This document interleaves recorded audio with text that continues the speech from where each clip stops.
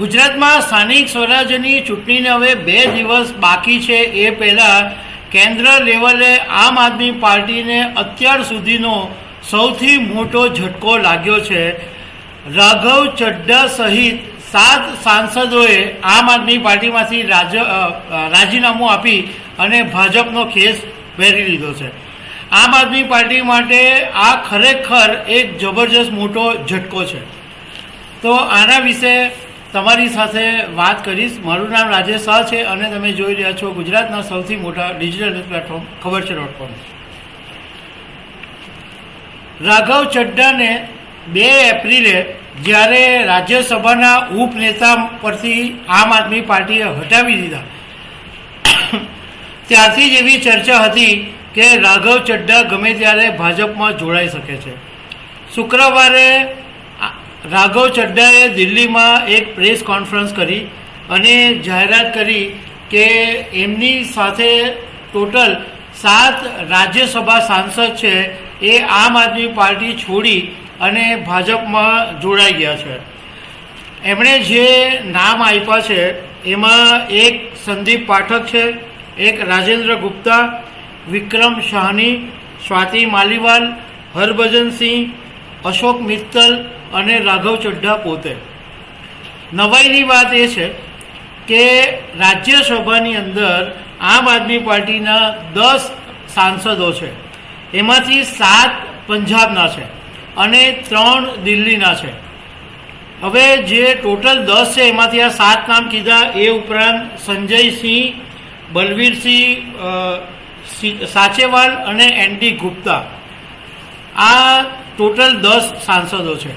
એમાંથી સ્વાતિ માલીવાલ દિલ્હીના છે અને બાકીના આ જે 7 છે એમાંથી 6 છે એ પંજાબના છે, પંજાબમાંથી રાજ્યસભા સાંસદ બનેલા છે.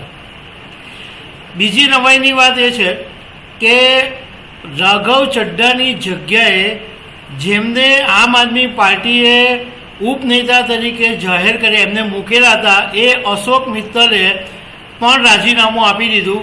અને એની પાછળનું લોજિક એ છે કે જેવા રાઘવ ચડ્ઢાની જગ્યાએ અશોક મિત્તલનું નામ જાહેર કર્યું એટલે ઈડીના દરોડા અશોક મિત્તલને ત્યાં પડ્યા હતા અને અશોક મિત્તલને ત્યાં દરોડા પડ્યાના 10મા દિવસે અશોક મિત્તલે રાજીનામું આપી દીધું છે.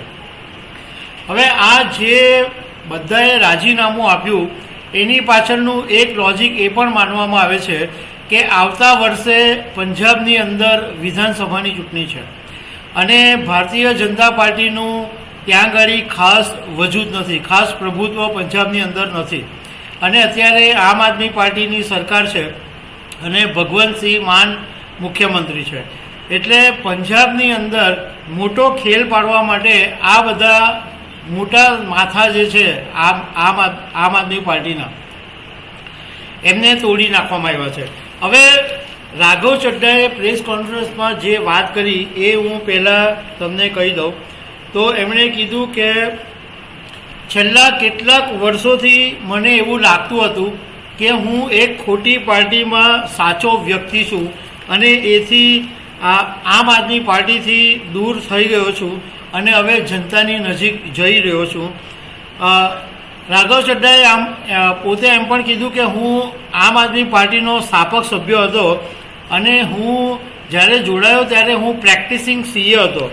આ ઉપરાંત અમારી સાથે વૈજ્ઞાનિકો હતા, વિશ્વકક્ષાના ક્રિકેટર, એક પદ્મશ્રી વિજેતા, એ બધા લોકો પણ આમ આદમી પાર્ટીમાં જોડાયા હતા.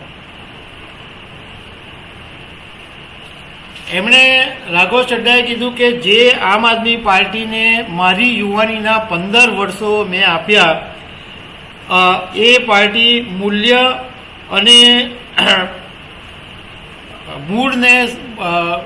મૂળથી ભટકી ગઈ છે અને હવે તેઓ દેશ માટે નહીં પરંતુ અંગત ફાયદા માટે કામ કરી રહ્યા છે એવી રાઘવ ચડ્ઢાએ વાત કરી.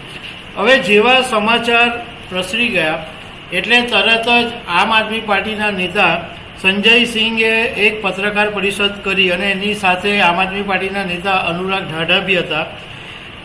તો સંજયસિંહે પ્રેસ કોન્ફરન્સમાં એવું કીધું કે આ જે ભારતીય જનતા પાર્ટીનું જે ઓપરેશન લોટસ ચાલે છે અને આ એક ઘટિયા રાજનીતિ ભાજપે કરી છે અને આની પાછળનું કારણ એક જ છે કે દિલ્હીની અંદર ભગવંત માનની સરકાર જે સારા કામો કરી રહી છે, બધું લોકોને મફત આપી રહી છે, વીજળી આપી રહી છે, આરોગ્ય શિક્ષણ માટે સારું કામ કરી રહી છે, પંજાબના લોકો માટે સારું કામ કરી રહી છે, એ કામને રોકવા માટે ભાજપે આ ખેલ કર્યો છે.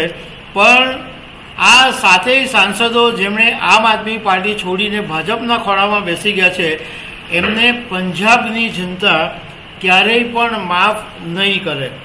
સાથે સાથે એમણે એવું પણ કીધું કે આ જેટલા બી સાંસદો ભાજપમાં ગયા એને આમ આદમી પાર્ટીએ બહુ બધું આપ્યું છે. રાઘવ ચડ્ડાને રાજ્યસભામાં મોકલ્યા, સાંસદ બનાવ્યા. સંદીપ પાઠકને પાર્ટીમાં ઘણી બધી મોટી મોટી જવાબદારી આપવામાં આવી અને આ બધા લોકોએ આમ આદમી પાર્ટીની પીઠ પાછળ ખંજર ભૂકવાનું કામ કર્યું છે.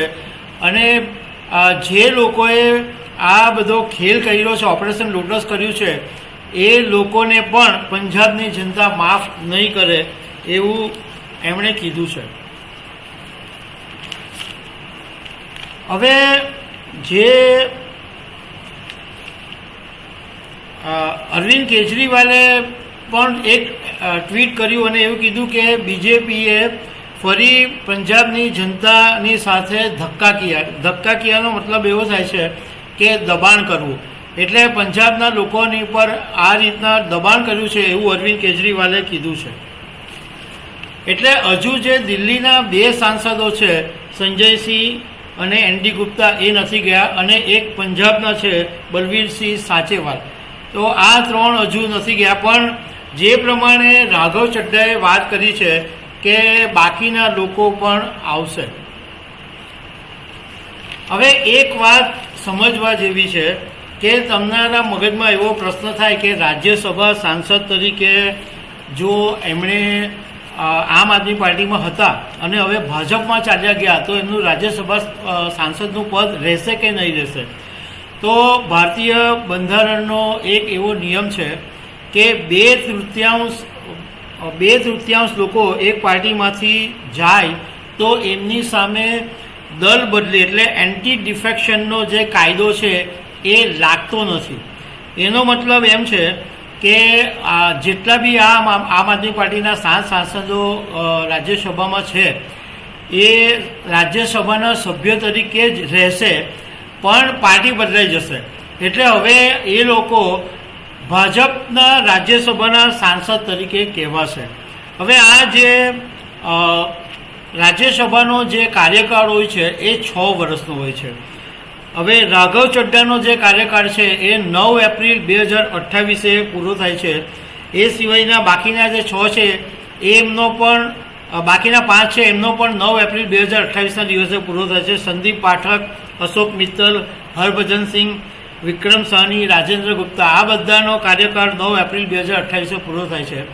માત્ર સ્વાતિ માલીવાલ જે દિલ્હીનાથી રાજ્યસભાના સાંસદ હતા આમ આદમી પાર્ટીના, એમનો કાર્યકાળ 27 જાન્યુઆરી 2023ના દિવસે પૂરો થશે, કારણ કે એઓ હજુ 2024માં જ રાજ્યસભાના સાંસદ બન્યા છે.